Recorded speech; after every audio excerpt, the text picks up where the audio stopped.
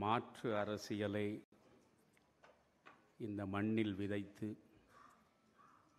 விருட்சமாக வளர்ப்பதற்காகவே ஒரு மகத்தான வேள்வியை அன்றாடம் நடத்தி கொண்டிருக்கின்ற பாரதிய ஜனதா கட்சியின் மாநில தலைவர்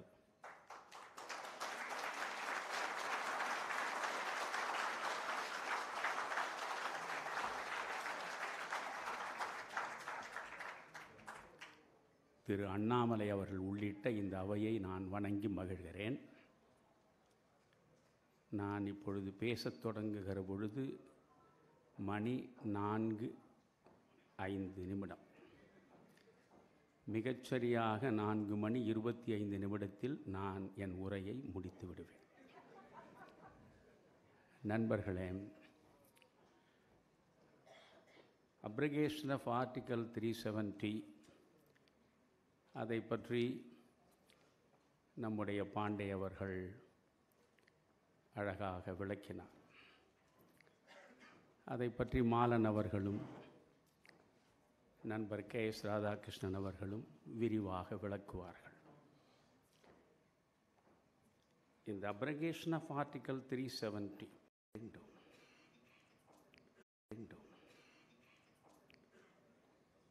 காஷ்மீராக இருக்கக்கூடிய அந்த காஷ்மீர் இருந்தது. இஸ்லாமியர்கள் நீண்ட நெடுங்காலமாக தங்களுக்கு, நான் எப்பொழுதும் வரலாற்றை மிகச்சரியாக பார்த்து மிகச்சரியாக கொண்டு வந்து சேர்க்க வேண்டும் என்று கருதுபவன். அதில் ஹரிசிங் அவர்கள் இந்தியாவோடு காஷ்மீர் இணைக்கக்கூடிய நேரத்தில் மன்னராக இருக்கிறார். இந்த ஹரிசிங் ஆட்சிக்கு எதிரான உணர்ச்சி மக்களிடையே இருக்கிறது. ஷேக் அப்துல்லா அலிகார் முஸ்லீம் பல்கலைக்கழகத்தில் MSc சயின்ஸ் படித்து முடித்துவிட்டு அவர் ஸ்ரீநகரில் இருக்கக்கூடிய ஒரு அரசு பள்ளியில் அறிவியல் ஆசிரியராக இருந்தவர். நானும் வரலாற்று ஆசிரியனாக இருந்தவன். அறிவியல் ஆசிரியராக இருந்தவர் அதே நேரத்தில் மக்கள் சார்ந்த பிரச்சனைகளை முன்னெடுத்து போராடுகின்ற ஒரு போராளியாக தன்னை வடிவமைத்து கொண்டவர். ஷேக் அப்துல்லா பேசுகிற பொழுதெல்லாம் திருக்குர்ஆனிலிருந்தும் கவிஞர் இக்பாலினுடைய கவிதைகளிலிருந்தும் மேற்கோள் காட்டி பேச பேச இஸ்லாமியர்களுக்கு இடையே அவர் மிகப்பெரிய தலைவராக உருப்பெறுகிறார். அதற்கு பிறகு அவரும் அவருடைய நண்பர்களும் சேர்ந்து முஸ்லீம் கான்ஃபரன்ஸ் என்று ஒரு கட்சியை தொடங்குகிறார்கள். நன்றாக நினைவில் வைத்துக் கொள்ளுங்கள், முஸ்லீம் கான்ஃபரன்ஸ். அந்த முஸ்லீம் கான்ஃபரன்ஸ் மன்னராட்சிக்கு எதிரான கிளர்ச்சியில் ஈடுபடுகிறது. அதை முழுவதுமாக நான் விவரித்து சொல்ல முடியாது. 1946 இந்த ஹரிசிங் ஆட்சிக்கு எதிராக குவிட் இந்தியா என்று 1942 மகாத்மா காந்தி நடத்தியதைப் போல குவிட் காஷ்மீர் என்ற ஒரு இயக்கத்தை உருவாக்குகிறார் ஷேக் அப்துல்லா. அந்த நேரத்தில் அவர் கைது செய்யப்படுகிறார். செடிஷன், தேச துரோகத்தை அவர் செய்திருக்கிறார் என்று கைது செய்யப்படுகிறார். அந்த விசாரணை நடக்கிற பொழுது 4 நாட்கள் நேரிடையாகவே நேரு சென்று அமர்ந்து அந்த விசாரணையை பார்க்கிறார். விசாரணையின் முடிவில் 3 ஆண்டுகள் சிறை தண்டனையும் 1500 ரூபாய் அபராதமும் ஷேக் அப்துல்லாவுக்கு விதிக்கப்படுகிறது. அந்த நேரத்தில் இஸ்லாமிய பெருமக்கள் அத்துணை பேரும் ஷேக் அப்துல்லாவின் பின்னாலே இருக்கிறார்கள். எனவே மிகப்பெரிய கிளர்ச்சி உருவாகிறது. அப்பொழுது மகாத்மா காந்தி ஷேக் அப்துல்லாவின் மனைவியை பார்த்து ஆறுதல் அளிப்பதற்காக காஷ்மீருக்கு செல்கிறார்.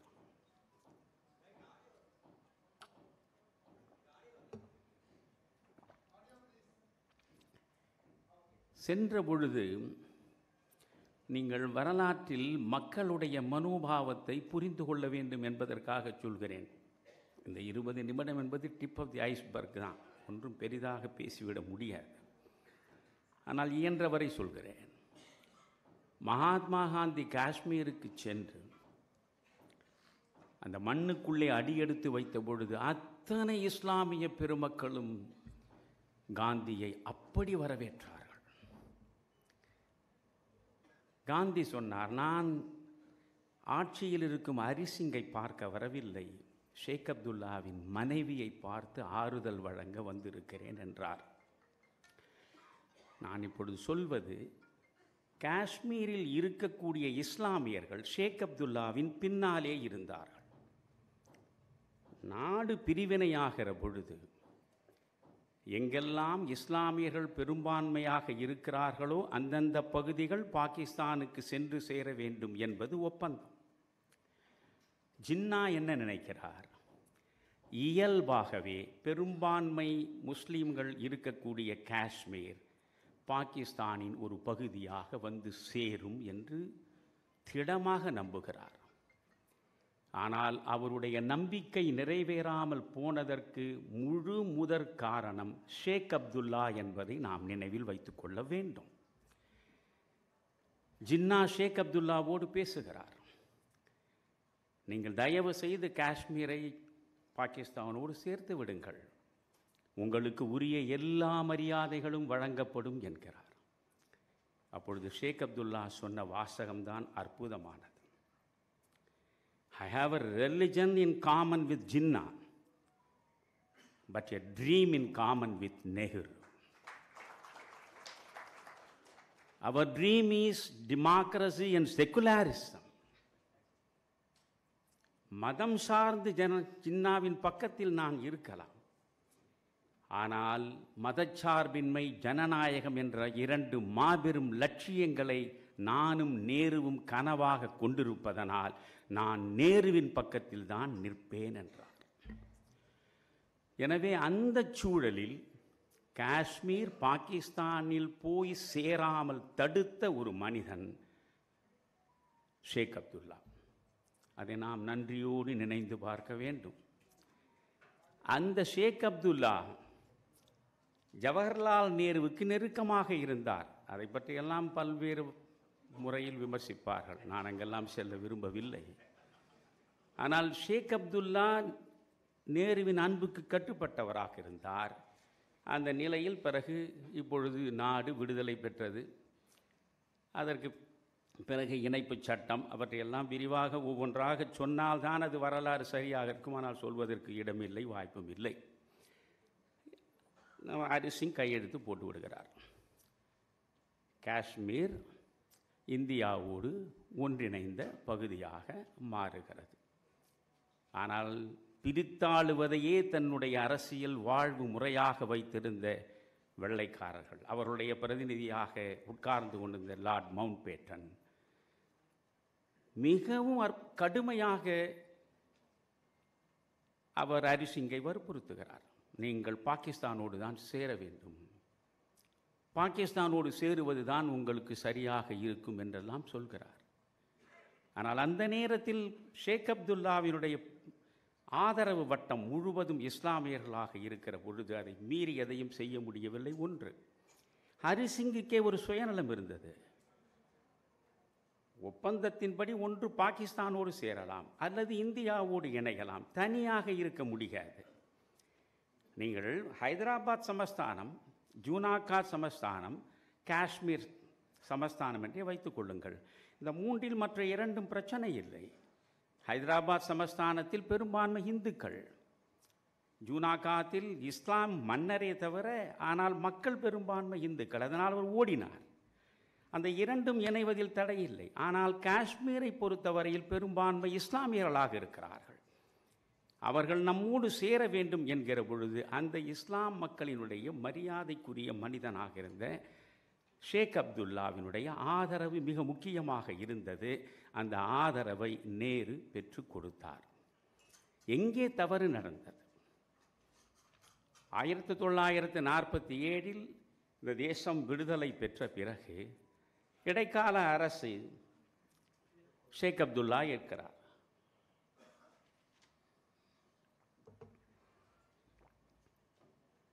6 ஆண்டுகள் 1953 வரையில் ஷேக் அப்துல்லாவின் ஆட்சிதான் காஷ்மீரில் நடக்கிறது.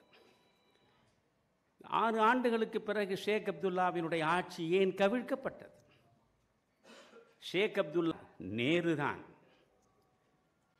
சிறைக்கு அனுப்பி வைத்தது யார்? நேருதான். நேரு எந்த இடத்தில் குற்றம் செய்தார் என்பதை நான் சொல்கிறேன். அதற்காக நேருவையே முழு குற்றவாளியாக நிறுத்துவதில் எனக்கு உடன்பாடு கிடையாது. ஷேக் அப்துல்லாவை சிறைக்கு அனுப்பியது நேரு. ஷேக் அப்துல்லாவின் ஆட்சியை கவிழ்த்தது நேரு. காரணம் என்ன? இடைப்பட்ட 6 ஆண்டு காலத்திற்குள் ஷேக் அப்துல்லாவினுடைய எண்ணம் மாறுகிறது. நேரு இருக்கிற வரைதான் நாம் பாதுகாப்போடு இருக்க முடியும், இஸ்லாமியர்கள் பாதுகாப்போடு இருக்க முடியும். நேருவுக்கு பின்னால் என்ன நடக்கும் என்ற அவநம்பிக்கை அவருக்குள்ளே வந்து சேர்ந்தது. அதனால் அவர் திடீரென்று தன் கருத்தை மாற்றிக்கொள்கிறார். முதலில் ஒன்றுபட்ட இந்தியாவை பற்றி பேசியவர் 1947 அக்டோபர் மாதம் 20ஆம் நாள் டில்லியில் அவர் இஸ்லாமியர்களுக்கு நடுவே பேசிய பேச்சையெல்லாம் நினைவு கூற வேண்டும். இரத்த ஆறு ஓடிக்கொண்டிருந்தது. இந்துக்களுக்கு எதிராக இஸ்லாமியர்களும், இஸ்லாமியர்களுக்கு எதிராக இந்துக்களும் கத்தி பாய்ச்சக்கூடிய அந்த சூழலில் இஸ்லாமியர்களுக்கு நடுவே நின்று கொண்டு ஷேக் அப்துல்லா சொல்கிறார், அன்பு கூர்ந்து உங்களுக்கு சொல்கிறேன், முகமது நபிகள் இஸ்லாமியர்களுக்கு மட்டும் அன்பை போதிக்கவில்லை, உலகம் முழுவதற்கும் அன்பை போதித்திருக்கிறார். நான் இஸ்லாமியர்களே உங்களுக்கு சொல்கிறேன், நீங்கள் you live in peace, don't be misled by propaganda என்றார். அமைதியாக நீங்கள் இருங்கள். ஒன்று புரியுமா உங்களுக்கு? நாடு முழுவதும் இரத்த வெள்ளம் ஓடியது வடக்கு பகுதியில். ஆனால் அப்படி இரத்த வெள்ளம் ஓடிய பொழுது ஜம்மு காஷ்மீரில் இந்து முஸ்லிம் கலவரம் என்பது ஒரு இடத்திலும் நடக்கவில்லை. ஒரு இடத்திலும் நடக்கவில்லை. அதை குறிப்பிட்டு ஷேக் அப்துல்லா சொல்கிறார், மக்கள் ஒருவர் மீது ஒருவர் நம்பிக்கை கொண்டவர்களாக, ஒருவர் மீது ஒருவர் அன்பு சார்ந்தவர்களாக மதங்களை மீறி ஒன்றுபட்டு நின்றால் அமைதி நிச்சயமாக தவழும். காஷ்மீரை பொறுத்தவரை என்னுடைய கனவு என்ன தெரியுமா? இந்துக்கள் சிறுபான்மை, இஸ்லாமியர்கள் பெரும்பான்மை. ஆனாலும் இருவரும் இணைந்தும் பிணைந்தும் அன்பு சார்ந்து இருந்து இந்த காஷ்மீர் எல்லா வகையிலும் வளம் செறிந்த நிலமாக மாறுமானால், அமைதி பூத்த நிலமாக இது மாறுமானால், டூ நேஷன் தீரி என்ற விஷம் இங்கே விதைக்கப்பட்டதே அதுவே அர்த்தமற்று போய்விடும் என்று பேசியவர் தான் ஷேக் அப்துல்லா. ஆனால் அவர் பிறகு அவநம்பிக்கைக்கு உட்பட்ட நிலையில் கான்ஃபெடரேஷன் பற்றி பேசுகிறார். ஃபெடரேஷன் என்பது ஒன்று, கான்ஃபெடரேஷன் என்பது ஒன்று. இரண்டுக்கும் வித்தியாசம் இருக்கிறது. கூட்டாட்சி என்பது ஃபெடரேஷன், தனித்தனியாக ஒவ்வொரு மாநிலமும் சுயமாக ஆண்டு கொண்டிருப்பது. ஆனால் இடையில் ஒரு வலிமை மிக்க சென்ட்ரல் கவர்மெண்ட் இருக்கும், காமன் கவர்மெண்ட் இருக்கும். கான்ஃபெடரேஷன் என்பது சாவரன்டி என்பது ஒன்று, அட்டானமி என்பது இன்னொன்று. இந்த இரண்டுமே ஒவ்வொன்றுக்கும் தனித்தனியாக இருக்கும். there will be no common government. அதனால் இந்த ஃபெடரலேஷன் என்பதில் அவர் மிகவும் கூடுதலாக தன்னுடைய கருத்துக்களை தெரிவிக்கிற பொழுது, இந்தியா, காஷ்மீர், பாகிஸ்தான் மூன்றும் சேர்ந்து ஒரு ஃபெடரல் அமைப்பாக இருக்க வேண்டும் என்று பேசுகிற நிலையில், தனித்தனியாக India sovereignty and autonomy, Pakistan sovereignty with autonomy, Kashmir sovereignty with autonomy என்று அவர் பேசியதுடைய விளைவு நேரு பார்த்தார், இது இந்த நாட்டின் ஒருமைப்பாட்டுக்கு எதிரான சிந்தனையாக இருக்கிறது, இனி ஷேக் அப்துல்லாவை ஆள விடுவதில் அர்த்தமில்லை என்று முடிவெடுத்து அந்த ஷேக் அப்துல்லாவை உடனடியாக ஆட்சியிலே இருந்து கவிழ்த்தார். அவரை சிறைக்கு அனுப்பினார். 47 1953 வரை 6 ஆண்டு காலம் ஆட்சி பீடத்தில் இருந்த ஷேக் அப்துல்லா 53 அவர் சிறைக்கு போனார். நண்பர்களே, புரிந்து கொள்ள வேண்டும், எங்கே நேரு தவறு செய்தார்? நாடு விடுதலை பெற்றது. 1947 நாடு விடுதலை பெற்றது. விடுதலை பெற்றது. நமக்கு ஒரு நாள் முந்தி பாகிஸ்தான் விடுதலை பெற்றது. 2 மாதங்கள் முடியவில்லை. ஏற்கனவே காஷ்மீரின் ஆட்சியாளராக இருந்த ஹரிசிங்கிடம் ஷேக் அப்துல்லா சொல்கிறார், ஜின்னா சொல்கிறார், நான் 2 வாரம் காஷ்மீரில் வந்து தங்குவதற்கு நீங்கள் அனுமதிக்க வேண்டும் என்று. காரணம், 2 வாரம் காஷ்மீருக்கு உள்ளே உட்கார்ந்து இந்த காஷ்மீர் இஸ்லாமியர்களை முழுக்க முழுக்க பாகிஸ்தான் ஆதரவாளராக மாற்றுவதனுடைய திட்டம். ஆனால் அதற்கு அரசர் இணங்கவில்லை. பிறகு பார்த்தார் ஜின்னா, என்ன செய்வது? அன்பாக சொல்லி இஸ்லாமியர்களை இங்கே நம்மால் கொண்டு வர முடியவில்லை. அதனால் இனி நம்முடைய பலத்தை பிரயோகிப்பது என்று முடிவு செய்து நாடு விடுதலை பெற்று 8 வாரங்கள் ஆனது, 2 மாதமானது. ஜின்னாவினுடைய படை, ஜின்னா ஏற்பாடு செய்த கூலிப்படை இரண்டும் காஷ்மீருக்குள்ளே நுழைந்தன. ஏறக்குறைய ஸ்ரீநகருடைய எல்லை வரை அவர்கள் வந்து விட்டார்கள். அந்த நிலையிலேதான் ஹரிசிங் அச்சமுற்று இந்தியாவோடு இணைப்பதற்கான கையெழுத்தை விபி மேனன் சென்று கையெழுத்தை வாங்கி கொண்டு வருகிற பொழுது உயிர் பயத்தோடு உடைமைகளை எடுத்துக்கொண்டு ஜம்முவிலே போய் ஒளிந்து கொள்கிறான் மனிதன். ஆனால் ஒரு 10,000 இஸ்லாமியர்களை திரட்டி வைத்துக்கொண்டு வரக்கூடிய இந்த ஜின்னாவினுடைய படையையும் ஜின்னாவினுடைய கூலிப்படையையும் எதிர்கொண்டு போராடக்கூடியவர்களாக ஷேக் அப்துல்லா முன்னே கொண்டு வந்து நிறுத்தினார். அதற்கு பிறகு நிகழ்ந்தது என்ன? இந்திய இராணுவம் உள்ளே சென்றது. ஸ்ரீநகர் எல்லை வரை வந்து விட்டது பாகிஸ்தான் படை. இந்திய இராணுவம் தாக்குதலில் வேகப்படுத்தியதன் விளைவு பூஞ்சி எல்லை வரையில் அவர்கள் துரத்தி அடிக்கப்பட்டார்கள். 10 அடி கடந்தால் பாகிஸ்தான் எல்லை தான். பூஞ்சி எல்லை வரை அவர்கள் துரத்தி அடிக்கப்பட்டார்கள். கில்கிட்டினுடைய வடக்கு பகுதி வரை சென்று விட்டார்கள். கில்கிட்டுக்குள்ளே நாங்கள் நுழைகிறோம், இத்தோடு காஷ்மீர் பிரச்சனை முடிந்துவிடும் என்று இந்த தேசத்தின் இராணுவ தலைமை சொன்ன பொழுது அதை நேரு ஏற்கவில்லை. அதுதான் தப்பு. அது உங்களுக்கு மட்டும் தனியாக குரல் கொடுக்காதுங்க, என்னாண்ட ஏற்கவில்லை. அப்படி நேரு ஏற்காமல் நேரு செய்த மகத்தான தவறு ஐக்கிய நாடுகள் சபைக்கு முன்னால் இந்த பிரச்சனையை கொண்டு போனதுதான் ஹிமாலயன் பிளண்டர். அவர் செய்த இமாலய தவறு. அதை சரித்திரம் ஒருபோதும் மன்னிக்காது. இதில் ஒன்று தெரியுமா உங்களுக்கு? இந்த ஐக்கிய நாடுகள் சபைக்கு இந்த பிரச்சனையை கொண்டு போக வேண்டும் என்று நேரு விரும்பிய பொழுது ஷேக் அப்துல்லா ஒத்துக்கொள்ளவில்லை. நான் ஷேக் அப்துல்லாவுக்காக பேசிக் கொண்டிருப்பதாக நினைக்காதீர்கள், வரலாறு பேசுகிறேன். ஷேக் அப்துல்லா என்ன சொல்கிறார்? இந்த ஐக்கிய நாடுகள் சபைக்கெல்லாம் செல்ல வேண்டாம், பாகிஸ்தான் மீது படையெடுப்போம். பாகிஸ்தான் மீது படையெடுப்போம் என்று சொன்னது மட்டுமல்ல, அன்றைக்கு இந்துஸ்தான் டைம்ஸ் பத்திரிகைக்கு ஷேக் அப்துல்லா கொடுத்த நேர்காணல், அந்த நேர்காணலில் சொல்கிறார், காஷ்மீர் பள்ளத்தாக்கிலே தான் பாகிஸ்தானின் கல்லறை வைக்கப்படும் என்று சொல்றார். கல்லறை தோண்டப்படும் என்கிறார். ஆனால் நேரு அதை மீறி ஐக்கிய நாடுகள் சபையிடம் கொண்டு போய் சேர்த்ததை விட மாபெரும் தவறு எதுவுமே கிடையாது.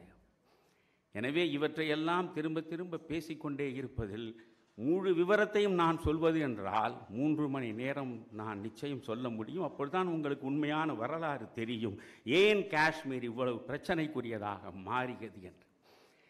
அந்த காஷ்மீருடைய பிரச்சனை நேருவால் மட்டும் உருவாகவில்லை. நீங்கள் ஷேக் அப்துல்லாவுடைய ஆட்சி முடிந்து பிறகு ஃபரூக் அப்துல்லா ஆட்சி வருகிறது. 82 ஷேக் அப்துல்லா கண் மூடுகிறார். 82 அவருடைய மகன் ஃபரூக் அப்துல்லா ஆட்சிக்கு வருகிறார். 84 எந்த காரணமும் இல்லாமல் இந்திரா காந்தியால் உடனடியாக அந்த ஆட்சி கவிழ்க்கப்படுகிறது. இந்திரா காந்தி அடுத்தடுத்து எடுத்த அணுகுமுறைகள் அங்கே இருக்கக்கூடிய மக்களின் அவநம்பிக்கையை வளர்த்தெடுத்தன. இப்படி அரசியல்வாதிகள் செய்த பல்வேறு தவறுகளினாலேதான் அது பிரச்சனைக்குரிய இடமாக மாறியது. ஆனால் 370வது அந்த சிறப்பு சலுகைகளை வழங்கக்கூடிய அந்த ஆர்டிக்கல், அதை அகற்றுவது என்பது இந்த மண் உள்ள வரையில் யாரும் நினைந்து பார்க்கவே முடியாது. அப்படி அகற்றுவது என்று புறப்பட்டால் இந்தியா முழுவதும் இரத்த ஆறு ஓடும் என்று சொல்லி சொல்லியே பூச்சாண்டி காட்டிக் கொண்டிருந்தார்கள் ஆனால் அது மிக தெளிவான முடிவை மோடி அவர்களும் அமித்ஷா அவர்களும் பாரதிய ஜனதா கட்சியினுடைய ஆட்சியும் நடத்தி காட்டியது. ஏனென்றால் இதை சொல்லி நான் முடிக்கிறேன். இதில் ஏன் 70 ஆண்டுகள் தொடர்ந்தது என்று புரியவில்லை. சந்திரசூட் அவர்கள் உச்சநீதிமன்றத்தினுடைய தலைமை நீதிபதி மிக தெளிவாக 2 செய்திகளை குறிப்பிட்டு காட்டுகிறார். ஜம்மு காஷ்மீருக்கென்று தனியாக ஒரு கான்ஸ்டிடியூஷன், அரசியல் நிர்ணய சட்டம் இருக்கிறது அல்லவா? அந்த சட்டத்தில் கான்ஸ்டிடியூவன்ட் அசம்பிளியை உருவாக்கினார்கள். உருவாக்கி அரசியலமைப்பு சபை நடக்கிறது. அந்த அரசியலமைப்பு உருவாக்கிய கான்ஸ்டிடியூஷன் அமைப்பு, அரசியலமைப்பு உருவாக்கிய அரசியலமைப்பு சட்டம், அந்த சட்டத்தின் 3வது பிரிவு செக்ஷன் 3 மிக தெளிவாக சொல்கிறது, இந்தியாவோடு காஷ்மீர் முழுவதுமாக இணைக்கப்பட்டு விட்டது. இந்தியாவோடு காஷ்மீர் இணைக்கப்பட்டு விட்டது. இந்த இன்ஸ்ட்ருமெண்ட் ஆஃப் அக்செஷன் அதை முழுவதுமாக அங்கீகரித்து அவர்கள் கான்ஸ்டிடியூஷனை போட்டிருக்காங்க. செக்ஷன் 3 அதை தெளிவாக சொல்கிறது. செக்ஷன் 147 147வது பிரிவு 3வது செக்ஷன் இந்தியாவோடு காஷ்மீர் இணைக்கப்பட்டு விட்டது என்று குறிப்பிடுகிறதே, அதை எந்த நிலையிலும் நீங்கள் மாற்றவே முடியாது, திருத்தவே முடியாது என்று செக்ஷன் 147 சொல்கிறது. என்றால் இந்த 2 செக்ஷன்களை வைத்துக்கொண்டு பார்க்கிற பொழுதே நீங்கள் இந்தியாவின் ஒரு பகுதியாகத்தான் காஷ்மீர் இருக்க முடியும். இதில் தனி சலுகையை கொடுத்து தனியாக ஒரு பிரதமர், தனியாக ஒரு அரசியலமைப்பு சட்டம், தனியாக ஒரு கொடி என்றெல்லாம் இதுவரை இருந்ததை விட அபத்தம் வேறு எதுவுமே இல்லை என்பது போன்ற முடிவை தெளிவாக இன்றைக்கு நாடு பெற்றிருக்கிறது. நன்றி, வணக்கம்.